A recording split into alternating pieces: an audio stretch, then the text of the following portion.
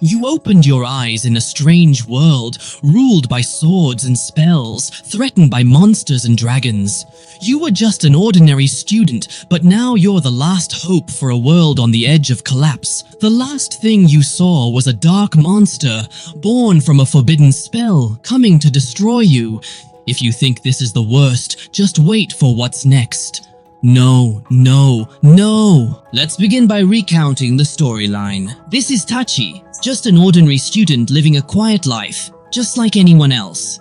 But everything changes for him on the first day of school. As he's heading to school with his friend, a little girl suddenly calls out to him. Surprised, they look around trying to find the source of the voice. But there's nothing there. At that moment, he notices a boy speeding on his bike, about to hit Rin. Without thinking, Tachi quickly moves to save her. But then the scene shifts to a mysterious area where someone wearing a mask is sitting. She crafts a magic circle, and suddenly an attacker kills her guard and tries to kill her too. In the last moment, as the guard is dying, he takes down the attacker and both die before her. The girl collapses from the sight, but finishes the magic circle. At the same moment, we return to Tach, just saved from the bicycle. The ground lights up under his feet, and a magic circle like the girl's appears beneath him. He tries to move away quickly, but the circle targets him, and when he sees it, it happens to him. I quickly decide and move Rina to safety, but she clings tightly, and suddenly, they both vanish from the spot.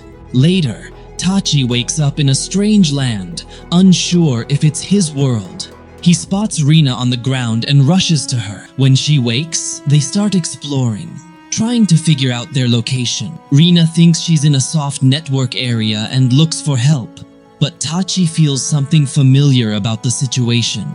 This isn't our world, is it? She urges him to focus, but suddenly, a huge creature resembling a horse appears. Its gaze is malicious, charging at them fiercely. They quickly drop to avoid it. Tach realizes it's no ordinary horse and decides to be the bait to save Rin. He tells her not to run, that he'll distract it, but Reem refuses, saying he'll die if he does. Tach, with deep sadness, responds that it's better for one to die than both, and he begins. The horse was hit with a stone to keep it away from Rin, and it attacks. Tachi becomes a force, especially when the monster opens its mouth, releasing a river. At the last moment, a warrior appears like lightning, attacking the horse and halting its assault. The monster goes wild, trying to attack again. Another warrior from the mountain shoots arrows at the horse's leg, bringing it down. He tells Tachi these are the most dangerous monsters and no one can handle them. A girl from their group says the monster's meat is valuable, so she uses a desert flame to burn it for use. At that moment, Tachi realizes this isn't just a dream or another dimension. It's a world of magic, monsters, and secrets. He knows he's not in their world and must find a way to live there or return before it's too late. After the horse battle, the warriors sit with Tachi, explaining the situation. They are adventurers, tasked with fending off monsters and handling daily dangers. They warn about this world, especially the area they're in, as it's filled with monsters and hazards. Tachi then asks them to the nearest city to escape this disaster. The adventurers agreed. The next day, they all traveled together to a city, not just any city. It was the main hub in the magical kingdom of Esten, home to the Adventurers Guild. Here, Tachiron decided to join the guild as they needed to earn money to survive in this new world. The adventurers helped by providing some initial funds to buy gear for this crazy world they're in. The important thing is, after they said their goodbyes, at the guild, they met a receptionist who brought out a strange crystal ball and asked them to place their hands on it to check their magical abilities. Without magic, there is no adventure or guild entry. Naturally, they were anxious, unsure if they had any magic. Reem started the test, and initially, nothing showed. But suddenly, 4 strange colors appeared, and the receptionist was shocked, asking Tach to quickly place his hand on it. Here's the big surprise. As soon as Tach touched the crystal ball, it shattered, and the receptionist, she quickly summoned the guild leader, Grade, who was with Miura, the famous golden swordswoman. Grade told them they couldn't join the guild yet, and needed to go with Miura to understand who they are. Though confused, Tachyon agreed, and went to a house where a powerful sorceress Lima was. They explained everything, and asked for a new test. Lima brought out 2 strange wooden discs, gave each a disc, and said it would. The magic in you activated the discs, showing symbols and odd numbers. Lima was stunned. Tatch asked. So I have no magic, right? Lima chuckled. No, Tatch, you're amazing. She teased him, hinting all would be okay. Lima explained the magical energy level was 120,000 with power at 40,000. Meanwhile, capacity was 37,000 and effective power 5,000. These numbers are beyond dreams. She said the average in the kingdom, having a magical capacity of 10,000 and power of 2,000 makes someone an elite royal magician. Even Lima, the strongest sorceress, has 43,000 capacity and 6,000 power. This means these two are magical miracles. However, they still don't know how to control or use their power. That's why she told them frankly that using magic without training would destroy them. So I'm the one who will train you, and Tachi got excited and said, If we train and master magic, where could we go? Lima smiled confidently. You'll surpass the adventurers of the face and even the royal deserts. She looked at Tatch seriously.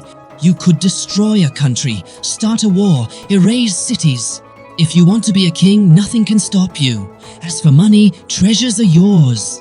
Tatch was shocked, thinking, this isn't my dream, it's a nightmare or legend. Lima lightened the mood, taking them to eat, and requested. Miura explained magic's meaning to them. She said magic is power from spirits, and without it, spells can't be done. Spirits are split into 4 types: fire, water, earth, and wind. So magic is also in these 4 types. The spirit picks the person, not the other way. You can't choose your magic type. The spirit does. Most magicians use one type, called mono-elemental magicians, but some rare people use more than one type, like Mira with fire and earth, and like Lee. She uses fire, water, and wind. But Rin's case is unique. She can use all 4 types, which is extremely rare, almost legendary. Tachi was amazed and asked, what magic do I have? Her answer was surprising. You're not just a magician, you're a conjurer. The term conjurer is more mysterious than magician. A magician borrows power from spirits via spells, but a conjurer uses the spirits themselves, not just their power. However, this isn't free. The conjurer must work with the spirits to control them, and their power becomes terrifying. To control these spirits, their power becomes terrifying, able to wipe out armies and destroy nations. Even Tatch was overwhelmed, but he said, I'm not interested in being a king or anything. I just want to know my nature. But why? She told him it's impossible to know his type now because it's unique. However, some rare people can control elements like light, darkness, and even time. After that, Lee started training Tatch herself, telling him to focus his power in his hand and gather magical energy for a strike. But Tatch was confused and couldn't get it right. Amarin, however, was completely different. She trained with fire and wind, learning quickly she could make blue fire. Miura was shocked, saying, I've never seen fire like this. After training, she checked on Tachi, encouraging him. Tachi kept trying. Suddenly, he heard the same voice of the little girl from before when the magic circle moved. This time, the spirits encouraged him, showing him how to gather his power. Tachi succeeded in gathering power in his hand for the first time. Afterward, he asked Rin, Did you hear the girl's voice? Rin smiled at him. She said, No, I didn't hear anything, so Tatch is the only one who hears it. As night falls, they returned for dinner with Lima and Miura. She asked, Will they keep training? This time, Tatch will focus energy in his left hand, but Tatch objected. I want to learn magic. She insisted, before magic. Master using magic to boost your speed, strength, and focus. This will be your style until we find your true nature. Then, Murkad talked to the teacher about Tatch and Rin's power, saying their power isn't normal. When she replied seriously, she said they must finish training in 3 weeks, or if their powers are found out, they'd be pulled into the war and life would become hell. Mira was shocked, saying, just 3 weeks? Despite this, Tatch and Lin showed they weren't ordinary. Reem controlled the 4 elements so easily that even the tiger started learning from her, saying, This isn't my student, this is my teacher now. Meanwhile, Tatch was boosting his physical abilities daily, with his speed and strength doubling at an incredible rate. He became a strong fighter, but one day during training, the same monster attacked again. Mayuri wanted to help, but was stopped and told to let them handle it. Tatch and Rin faced the creature and defeated it with all their might. That was the key moment, their graduation test. Lima was thrilled and prepared a feast to celebrate their success. The next day, they were to register at the guild and start their journey as official adventurers. However, suddenly, she said something that changed everything. I know you're not from here. I heard about folks from other worlds arriving through summoning magic. It's used when someone strong summons another from a different world. She was shocked and asked who could do that. But why? She didn't know. She said summoning magic isn't for just anyone. It's far beyond regular magic levels and only doable by sorcerers who control time and space. Rin felt hopeless, thinking they might never return, but Tatch saw it differently. He believed that since these sorcerers are rare, finding them wouldn't be too hard. While Tatch was in his room, pondering all those late-night existential questions, he suddenly heard the little girl's voice again. He asked, "Who are you? Why call me?" She replied, "We'll meet soon," then vanished. 2 weeks later, Tatch and Rin returned to Espar and registered with the Adventurers Guild. They began with simple tasks to gain experience in this new world. One morning, during breakfast, they got an official summons from the guild for a special mission to investigate a situation in the slums. The waiter, customers, and discovering who smuggles stolen goods from carts, shops, and the poor. These items later show up in the black market. The guild leader said 2 groups failed before, and if you fail 2, it'll go to other adventurers with big rewards. That's why the leader asked Tatch and Rin for help, curious why they're students when they're so strong. If you complete this mission, you'll be promoted. Naturally, our heroes accept the challenge, head to the city, wait for the tavern to open, then explore the market. Suddenly, they find out people know fruits and goods are vanishing, and the merchant noted fewer food carts. Folks say monsters hit them on the way, so goods are limited, and prices are up. They spot a link between cart attacks and their mission, meaning whoever hits the carts is behind the crisis. Night comes, and they head to the tavern, sitting with the waiter, saying they heard he's selling missing market goods. They hint if they have cash, they could buy and sell on the black market for profit. Thatcher and his team act like traders, trying to buy from the secret market to catch the crooks. The unexpected happened. The waiter refused to deal, calling them beginners, even when Tatch showed money to entice him.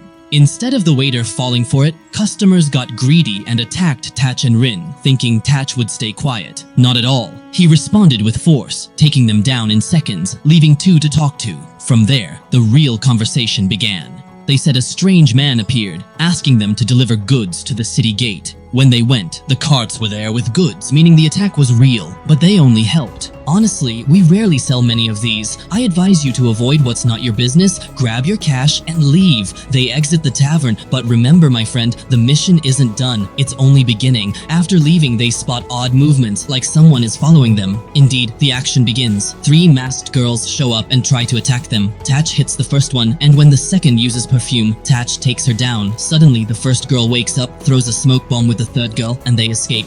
Fortunately, one was knocked out, and Tatch and the others captured her.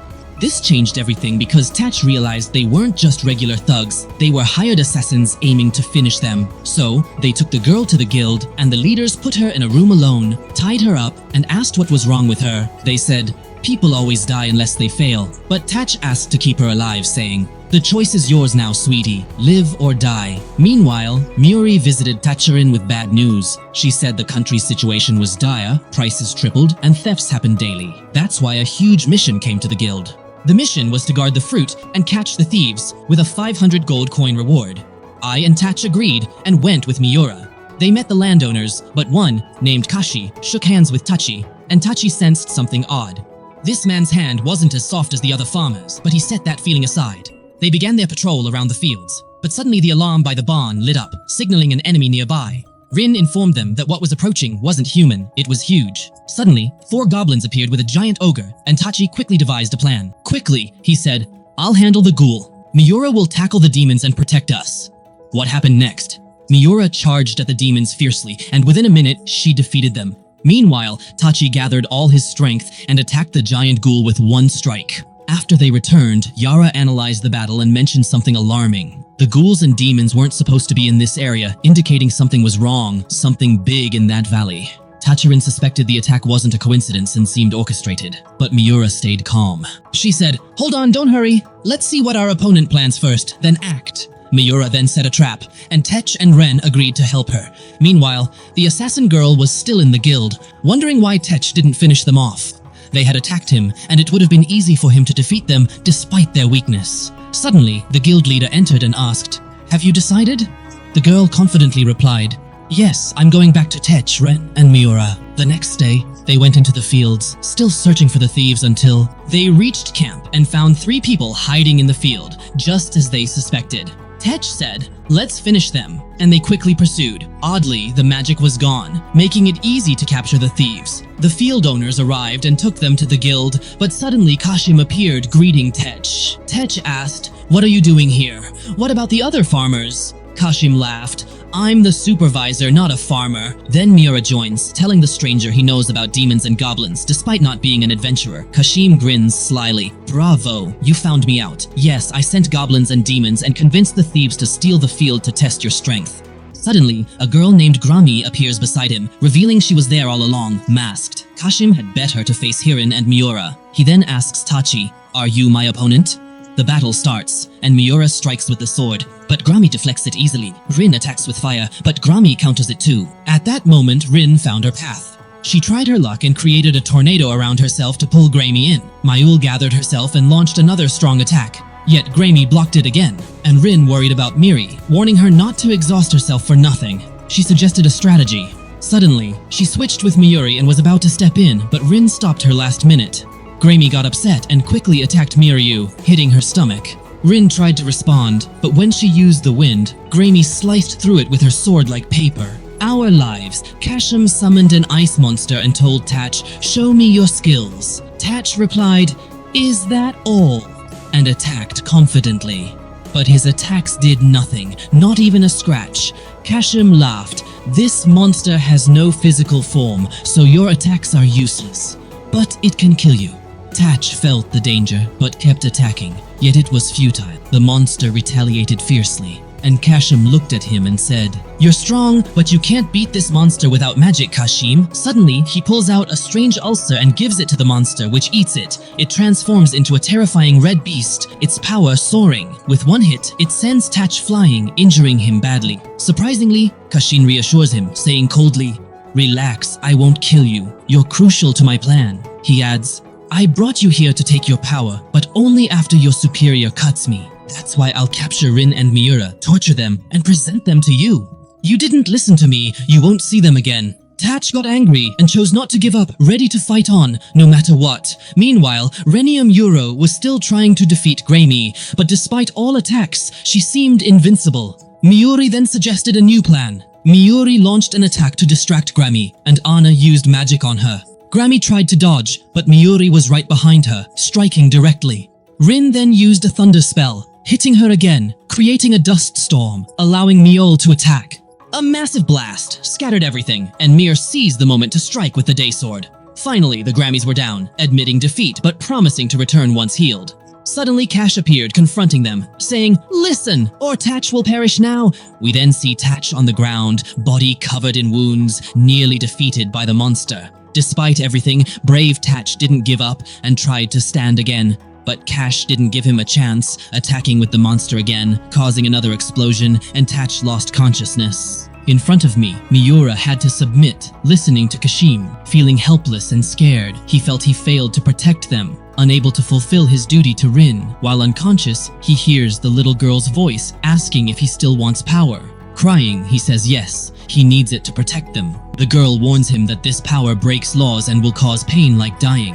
Tachi says he's ready if it stops Cash, willing to endure any pain. The girl smiles. "I am the spirit of the wind, Heriru. My powers are now yours." Suddenly Tachi wakes up, but this time it's different. A huge power erupts from him. Kashin is shocked seeing him stand and the red monster attacks, but Tachi isn't fazed. He blocks the attack easily and with one wind strike destroys the red monster completely. Kashin panics, grabs Grami, and flees fast. Tachi tries to follow, but the pain Ariel warned about hits, and intense agony makes him fall. He can't move, but before they escape, he manages to cut off Kashin's arm, then loses consciousness again. On the ground, they tried to help him, but his condition was severe and no spell worked, so they took him to the city's top sorcerer. A week later, he sat with his teacher and shared what happened. She spoke about the terrifying life, the red orb the monster consumed, a forbidden magic called the Crimson Covenant. It boosts the creature's power tenfold, but turns it into an uncontrollable beast, which is why this magic is banned. Tachi continued, explaining why he couldn't hit the monster, thinking it was his end. But suddenly the wind spirit Heriro appeared and helped him, something unexpected. Why shock him? Hearing the wind spirit's name, she froze. Surprised, she said, "Now I know your magic. You're a summoning magic user. She explained summoning magic is rare and risky. Users can contract with multiple spirits at once, which ordinary people can't, especially if they can see or hear them, as these spirits are invisible. Not only that, but he can use their full power as his own. Tachi was surprised by the magical power he has, but he hasn't grasped its magnitude. By then, Kashim and Grami had left. Their support team discusses how Tach defeated the red monster and injured Kashim. The leader remains calm, stating the plan will proceed. They'll boost Jeremy's power for the next confrontation. He writes a strange letter, places it among his papers, and leaves with 2 young followers, acting as if nothing happened. Meanwhile, Tach goes out to find Rino Miura. While walking, he sees 2 boys bothering a girl, trying to get to know her against her will. He decides to help, and the girl uses his presence to pretend they are together. The 2 boys tried to attack him, but Tach easily outsmarted them. He knocked one out in a second. The other boy got scared, grabbed his friend, and ran. The girl then thanked Tach for his help, but he calmly said, "I knew you didn't need my help," because she had escaped them before and moved quickly. Most importantly, she wasn't scared when they grabbed her. The girl smiled and revealed her name is Hanestia, the assassin captured before. She said she's now joined the guild and works in investigations. Then, she takes them to a hotel where Kashim's leader was, and they search for evidence. Tach notices something in the paper and is shocked by what he reads. Meanwhile, Linhem is on the rooftop when they notice people watching, trying to lure them away. Before they react, a spy attacks.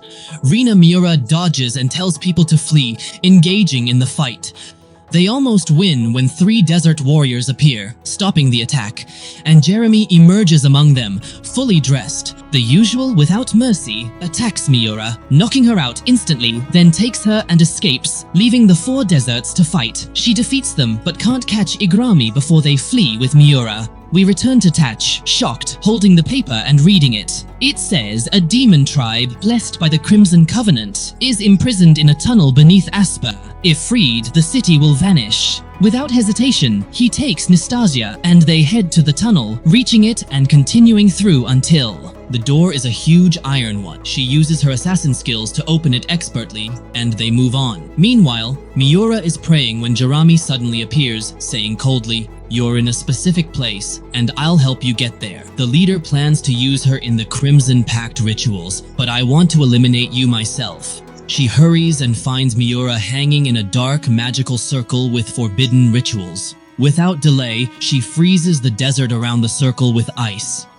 To stop the spell and break the circle, she rushes to rescue me, but before she can celebrate, the evil leader appears with Hashim, revealing they orchestrated everything. Reem readies to fight, but the leader calmly holds her, saying, "I'm not here to fight, just to inform." He tells her an army of 3,000 monsters is heading to the city, smirking as he adds, "It's enough to destroy everything." Reem is shocked and quickly thinks of Tach, as he's the only one who can stop this invasion. But Kashin interrupts her thoughts, saying, "Tach, we have a special scenario for him, don't worry." They leave, causing a disaster. Afterward, the leader asks Kashim if all is ready. Kashim says they have 500 goblins underground, 200 above, and the northern horse beast is at the location. The battle starts tomorrow morning. Kashim, worried, asks if the leader is sure. The leader confidently says the success rate is 90%, enough even with sacrifices. We return to Tach and Yinstaya, still walking in the tunnel, when they suddenly face a giant golem. Ketchup attacks it without hesitation.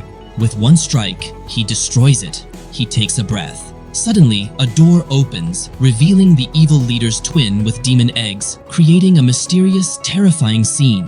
Tachi, surprised, asks, "Did you make this monster?" They smirk. "Yes, and more will come. We plan to awaken these demons to destroy the city." Tachi warns it's suicidal, saying the monsters will destroy them too. They pull out a red orb, saying, "We can control them with this." They start awakening all the demons around. These aren't ordinary demons. They're boosted by the Crimson Covenant. He declares, "I'll defeat them and get you out." The battle starts, and he swiftly takes down the first wave. But the twins boost their power, making the demons attack harder. Tach tries to gather his magic, but using it all might collapse the room. He considers a plan, but then the aura breaks, and the demons lose control. They move to attack the twins too. Tach quickly steps in, attacks, and kills the demons. He saves the twins, despite them being foes. He asks about the remaining demons, and they say many are still in the city. Sensing danger, Tachi takes them to the sanctuary for safety, then rushes to the city, prepared to fight. Meanwhile, Rino Mioro informs the Adventurers Guild leader about the monsters and the looming threat. The leader quickly calls all adventurers, warning them that the enemy is formidable and expressing a wish for Tachi's presence. But they must continue. We must stop them, even if alone. They plan to defend the city with all they have, even without Tach.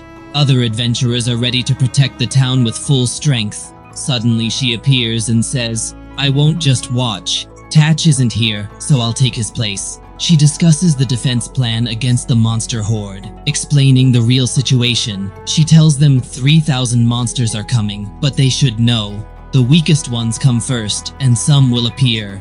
The real threat is the demons. She asks the leader about their adventurers, and he reluctantly replies, "Just 100 eating." She sighs, noting it's too few. She explains they need to use fire widely to take out weaker monsters first with tactical magic. But there's a catch. This magic drains her area a lot. Still, she says she's ready to sacrifice her power since they need to save energy for the Ark and the Gulan. Then, she shocks everyone by saying, "I can handle the front lines alone," and that she'll use earth, water, and fire magic.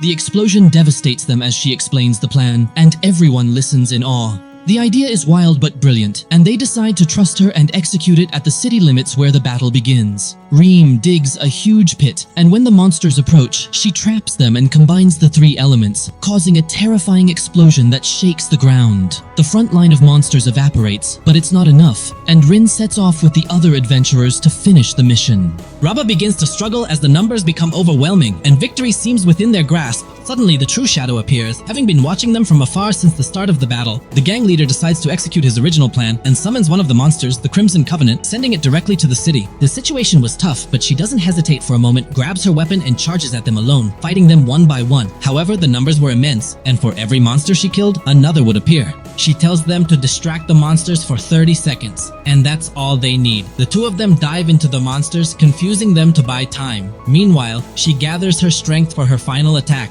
Moments later, she's ready and unleashes a massive spell that sweeps away the monsters, leaving only 3 leader goblins. Everyone shouts with joy, close to victory. At that moment, Tach returns, enters the guild's headquarters with Nesta and the twin girls, and apologizes to the leader for the delay before quickly heading to the battle to join in. It was Yaturn trying to synchronize her power with Malama and Yora to finish off the remaining ogres. Unfortunately, their strength wasn't enough and wasn't well coordinated. Lynn started to feel despair and fell to the ground, unable to move. The huge ogre was approaching her to finish her off, but suddenly a sound interrupted everything. Tach arrived at the last moment and attacked the ogre with all his might. He saved Reem from its grasp, and the light returned to her eyes once more. Hope was reborn in the battle. Tach continued his fight with the ogre. The fear was overwhelming, and he gathered all his strength and attacked it without using any kind of magic. Indeed, he finished it off with complete ease. That monster is nothing to him. Then he quickly approaches me. Why? Maurino Miuro asks if they can keep fighting with him, but they were too tired to move, yet they noticed the 2 girls. The twins with them ask, "Who are they?" The girls introduce themselves, and Tach calmly tells them to stay. "I'm going to fight the rest of the ogres alone," he asks them to watch his back. Meanwhile, Kashim stands with the hill chief, observing everything. Surprised that Tach finished all the goblins in the cave so fast, he says, "Indeed, that guy's strength seems beyond human limits," to which the leader calmly replies, "We are..." All these tests from the beginning were to understand his strength and to execute the final plan, and we discover that everything that happened was just an experiment, and they are preparing for the step that will reveal the true power of Atach. At the same time, the news reaches the guild leader, and he learns why tactical magic wasn't used. Yet even so, the monsters are still holding on, and Tach is now facing the 3 alone. Anastasia becomes very anxious when she hears this, but she remembers Tach's words when he asked her to stay with the leader and help the other adventurers. At this moment, the door opens and she reflects that he was the only one who saw her as a human, not just a killing machine, and the cow begins. Suddenly, while she was standing, she encounters a masked person who whispers something in her ear. Suddenly, she changes color, loses control of herself, and starts moving like a robot towards the battle. Meanwhile, Morinhim and Yura were doing everything they could to protect Tachi's back and eliminate all the monsters around him. The twin girls also joined them, surprising everyone with their great strength. As for Tachi, he regathers his strength for the second time and charges violently into the midst of the 3 enemies. With each strike, the ground trembled beneath them. In the end, he manages to defeat them all, but he is exhausted. my battle, and he is injured all over his body, and his life is about to end. This is of course because he had to use everything he had to defeat them, and he thought the battle was over. But suddenly, the ground shakes as if there is an earthquake. The ground lifts, and a two-headed creature emerges. Everyone is shocked when they see it. Lima screams and says it's impossible. Dragons don't involve themselves in battles between humans and monsters. But Tachi still remembered what happened. It was the result of the chaos that occurred in the battle. However, Lima corrects him and says that she lives in the depths of the earth and has no interest in these matters. And if it emerged now, there must be another reason, and that is it. At that moment, Tatch realizes that this is a new tactic from the leader who had been planning everything. He tells her, this isn't a battle for victory, it's a retreat. Take all the adventurers and return to the city immediately and prepare for evacuation. Things have gotten out of control. But Ram refuses and says, I'm not going back, I'm not leaving you. We decided to return to our world together, I'm not going back alone. Tatch is moved by her words and tells her, stay with me, but don't get involved in the battle. If you get targeted, I won't think twice, and that might be the end of me. He then sets off to begin the fight with the dragon and tries to communicate with the standards at first to help him, but he can't reach them. With all his physical strength, he pushes himself as much as he can, deciding to rely on himself this time and charges towards the dragon at full speed to attack it. But as soon as he reaches it, the dragon easily deflects his attack and sends him flying back with a massive blow. Then it opens its mouth and launches giant fireballs at him, but Tachi manages to dodge them with difficulty. He then jumps to the side and starts circling around it quickly, trying to find a weak spot to attack from. He attacks again from the side, but suddenly the dragon turns and strikes the ground with its tail, sending Tachi flying far away. He struggles to get back on his feet. At that moment, Darren steps in to help him. However, the dragon shoots small energy balls towards her as if warning her, not allowing anyone to interfere, as if saying that this battle is between him and Tatch alone. Tatch, injured and hurt, sends her away, but is determined to continue fighting. He's puzzled about how he should confront a creature with such power, and why it's even intervening in a battle between humans and monsters. Suddenly, as he's trying to gather his strength, he sees Anastasia approaching him, walking as if in a daze. When she gets close, she regains her senses, looks around and asks herself, what brought me here? I tell her to stay back because it's dangerous, but before she can move, the dragon hurls a huge fireball her way, leaving no time to escape. Anastasia decides to take the hit herself, pushing Tachi away at the last second. She falls, gravely wounded, blood covering her. In a broken voice, she says, I'm sorry I put you in danger, but thank you. You were the only one who treated me like a human. She asks if they could be friends if she succeeded. Tachi, holding her hand and crying, replies, we are friends indeed. Sadly, she succumbs to her injuries and Tachi collapses inside, overwhelmed with anger and sorrow. He didn't know how to keep his promise to her, so he shouted loudly, calling Iriel again. This time his emotions were so intense that Iriel finally answered. Suddenly the world around him shifted, and he found himself in a calm, windy place. Iriel appeared, and he vented his frustration asking, where were you? Why didn't you help? Iriel replied, your emotions weren't enough. Your desire needed to be pure and strong. Are you ready to make the pact now? He said, I feared my power, feared being stronger than any human, but I won't run away anymore. Iriel said, I'm ready. Let's make the pact. Let's go. Indeed, the ritual begins between them. They are enveloped in a very strong light as he officially takes her power, and a new, very pure, but also frightening energy is born within him. Tachi returns to reality, stands on his feet, approaches Rine and prepares himself saying, I have become an official summoner and I will finish this matter. He walks towards the dragon with steady steps, and at that moment the dragon looks at him intently and says, your courage deserves respect, and if you can prove your strength to me, I will answer one question and then leave the place. The battle begins between the two, with Tachi using the power of the wind as a standard, and the dragon attacking with its fiery power. They clash fiercely, and their attacks are nearly equal, but suddenly Tachi's power surges, breaking through to the dragon and striking its head, making it roar in pain. After the fight, the dragon, exhausted, says, your strength is remarkable. I got involved because someone asked me to test you. This wasn't just any test, Tachi. It was for something much bigger, for the fate of the world. The dragon then flies away. Tachi looks at the sky, realizing what's coming will be tougher than anything before. He returns to the city with Reem, gathers with Miura and Lima, summons Ariel, and introduces them to her. During their conversation, a girl named Ellie Sienna arrives and tells them she's here on behalf of King Gillimar, and she asks them to accompany her to the royal capital. They indeed get into the carriages with her, feeling uneasy because they don't know the reason. After getting in, Tachirin, Elamam, Miura, and the two girls of the royal carriage crew with Sienna all appeared tense. No one spoke a word at first because each of them was pondering one question. Why did King Gillimar summon them now? And what exactly does he want from them?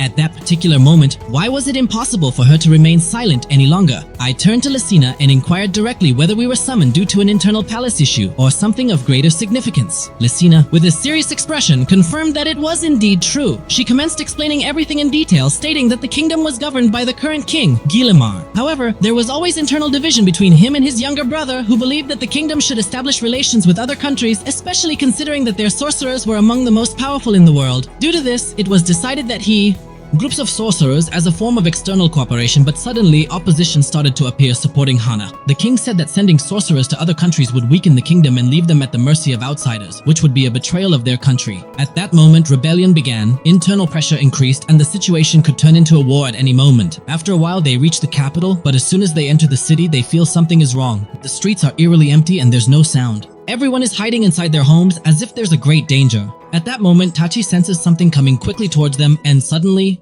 an arrow flew towards Sina, and without thinking, he dashed to her, grabbed her, and snapped the arrow before it hit. They found out the arrows were from a group linked to the king's brother, who seemed keen on avoiding peace. Then, they headed to the royal palace and met the king's advisors. From the start, it was clear they weren't welcoming to Tech or Rin, and all eyes were suspiciously on them. Suddenly, a beautiful girl in luxurious royal attire entered, and the guard informed them she was Princess Charlotte, the king's daughter. Then the king appeared, speaking kindly and praising their achievements. When she interrupts and says boldly, "Enough with the compliments, we're here to talk, the important thing is not to waste time," the king asks his entourage to leave the hall so he can sit with them alone. At that moment, we discover that she has known the king for a long time and that there is an old friendship between them, which is why they were speaking in that manner. Then the serious conversation begins and she asks him why. They are ready to help him, but she had one condition, and if that condition is not met, she and her companions will immediately return to the king's domain. He agrees to the conditions without any discussion. At that moment, she asks him firmly, "Are you the reason for summoning the Titch?" The king falls silent. Then he hesitates and admits, "Yes, I'm the reason. I needed someone with great power. I believed summoning them would help me through this crisis." At that moment, Tatch becomes furious and angrily says, "Because of you, we were taken from our world and our old lives vanished. We were thrown into a world full of blood and fighting, all for your sake." Everyone is shocked by Tatch's words, even the gods are nervous. Yuri tries to calm things down, explaining that Tatch and Ri are stars from another world, a peaceful one without swords, magic, or wars. That's why it's natural for them to be angry. At that moment, the king understands and tells them he is. "The responsibility is all mine, and I apologize for everything." After the meeting ends, the king goes to meet the generals to study the military situation. Meanwhile, Tatch and Warring go to rest in their prepared rooms in the palace. Suddenly, there's a knock on the door and the princess enters. This is where the big surprise begins. The princess calmly tells them that she, not the king, is the one who summoned them. She is a rare sorceress with the ability to control time and space. She was trying to summon a strong person to help her, but during the spell, she was attacked by a group of opponents and lost control of the spell, which led to the situation. And mistakenly, the biggest shock was when they asked her if she could return them to their world again. Unfortunately, she responded sadly and said that the spell couldn't be repeated. It can only be done once in a lifetime, and she couldn't execute it correctly. She couldn't return them. Tears were in her eyes as she told them she was sorry, and that she would find a way to send them back even if it cost her life. But Tatch and Yorn looked at each other and felt she wasn't lying, so they decided to forgive her. They told her they understood her intentions and that she was doing all this to protect her people in the end. Suddenly, the judges entered without any introductions, and with a serious tone, they told them, the king said, "Show your strength in front of the entire army, and you must fight the supreme commander named Smila." Touch was surprised by the statement, but he agreed and walked with her, ready for anything. His face showed caution, especially when he learned that Somli was a prominent figure in the entire royal army, and that he was entering a battle to prove himself to the generals so they would trust him and reckon. The battle began in front of everyone, and Touch started fighting Smila with a sword. He expected to defeat her quickly, but surprisingly she matched his physical strength, blocking his blows one after another. Meanwhile, he was contemplating summoning help. He was about to use her magic but stopped, thinking, if I use her power, I might hurt her, like with the monsters. So he relied on his physical strength and fought fiercely. The blows between him and Smila were like storms until the sword broke from the intense clash. Then, they decided to fight with their bare hands. Their punches shook the ground, but Tatch eventually knocked Smila down and placed his hand on the ground near her face, signaling, "I can, but I won't hurt you." Smila laughed, admitted defeat, and told everyone Tatch is truly capable. He can handle the upcoming battle, then he goes to rest in his room, but he sits and talks with Thai, and it was clear he was tense. He tells her sadly, "I'm not comfortable with my power. If I use it wrong, I might kill someone. The problem is the next battle is against humans, not monsters, and I don't want my hands or rens to be stained with blood." Meanwhile, Shalt was in the temple praying for the kingdom's safety, and suddenly a strange man appeared in front of her. It was Lorda, the leader of the Kashmir group we talked about before. Strangely, he was supposed to be with them, but his way of speaking and his looks were odd and suspicious, as if his intentions were different. During that time, Malik entered, whose name was Dort by the way, and he was meeting with his allies to plan the upcoming battle. He had a group of generals with him, but the most prominent was the strategist Jan, who entered the meeting like a bomb. Jan was very impulsive and told them they needed to attack immediately. However, another strategist stopped him, saying they needed to study Tachori's position before any battle. Dret was trying to control the situation and asked if Jan actually had a plan. Jan confidently replied that he had prepared everything and the attack attack would be on the capital from the south, and they would quickly overwhelm them. At that point, Dret decided to proceed with his plan without any changes. At that time, the news reaches the capital, and King Jalimar learns that 1,000 soldiers are moving towards them from the Dirt Army. However, the Northern Command reassures him confidently, saying, "We have 3,000 knights ready and 6,000 in reserve. We outnumber them." Meanwhile, the Desert Commander informs that they have 300 ready and 500 in reserve. At that moment, the king immediately issues his orders, telling them to prepare right away and have Renoy Tak join them. In that moment, everyone gathers for a strategic meeting to determine the battle plan, with the primary goal being to repel the attack at the southern gate of the capital. As for why she states, 1,000 soldiers? Is that truly all they possess? This might be a trap or a diversion. The strategist responds, "Scouts have not discovered any additional forces, or it could be an internal conflict with differing opinions." She requests an increase in desert coverage as a reserve for unexpected surprises, and they agree. After finalizing the plan, Tachi remarks, "Lin and I can handle the task, but this time it's humans, not monsters." The knight responds firmly, surprising him. "This is war, Tachi, and there is no war without bloodshed. If you do not kill them, they will kill you."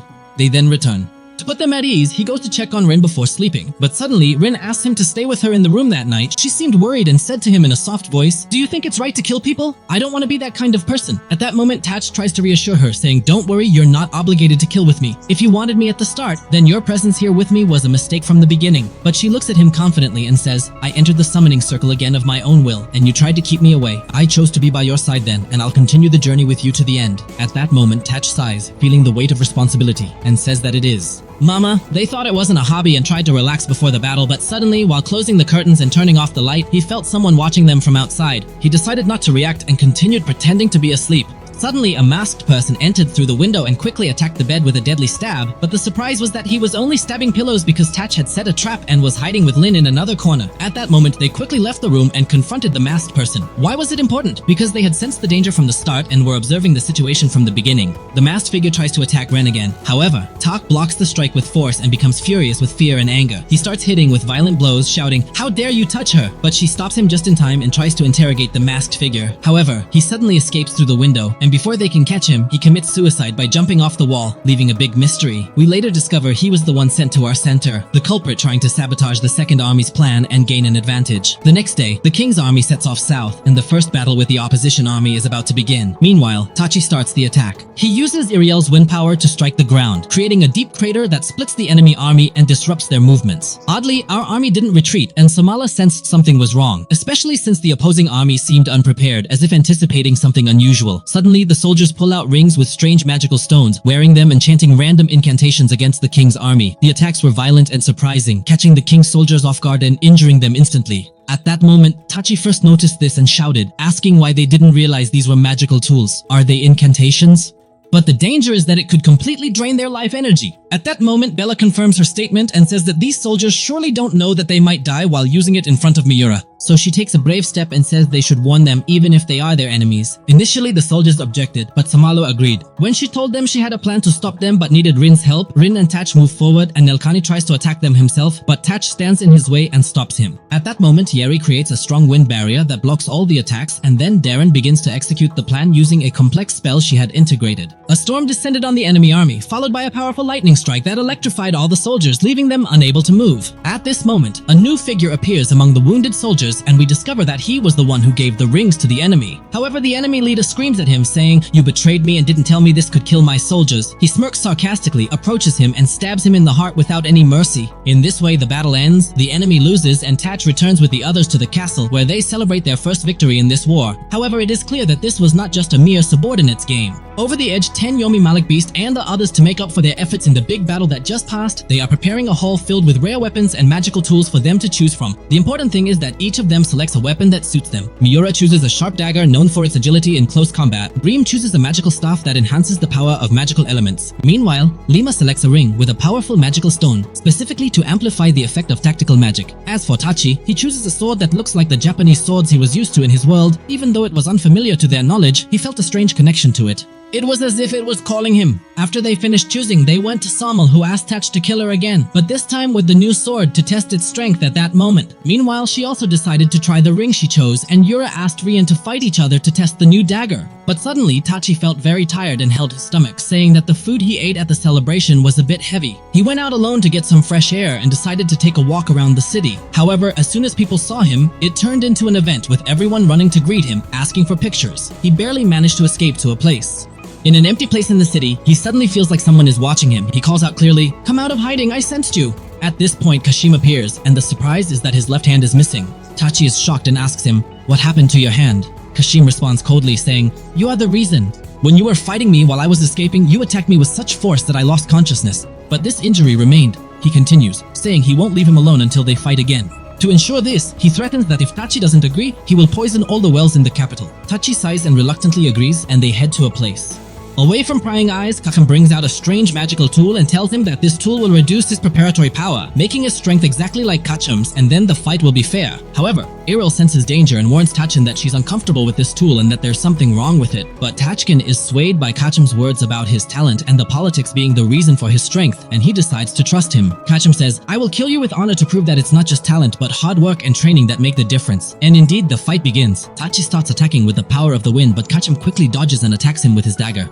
Darba tries to distract the text from the wind, but Kasham discovers the trick and quickly moves away, responding with a barrage of water bullets. Tachi uses a wrestling move and attacks him, knocking the dagger from his hand. They start fighting each other with their fists directly, getting injured and bleeding, their breaths becoming heavy. However, Kasham decides to finish it and announces one final attack to see who is stronger. He gathers all his strength in the magical villages and attacks Tach. At that moment, Tach couldn't move. His whole body was aching as he tried to recall the steps of controlling magic, and suddenly, Tach is able to use magic himself for the first time. He launches a very strong counterattack and destroys Kashim, causing him to collapse on the spot. Kashim sighs on the ground and says, "Alright, I've lost. If you break this tool, your strength will return again." But suddenly, a black smoke-like monster emerges from the magical tool and moves quickly towards Tachi, who is still exhausted. Tachi tries to hit it with wind power, but the monster is unaffected. At that moment, the monster attacks him and actually manages to hit him. So what will happen to Tachi? Will a miracle occur? And who might save him? We'll find out all this and more in the next episode, so stay tuned and don't forget to subscribe. For this video, subscribe to the channel and hit the notification bell.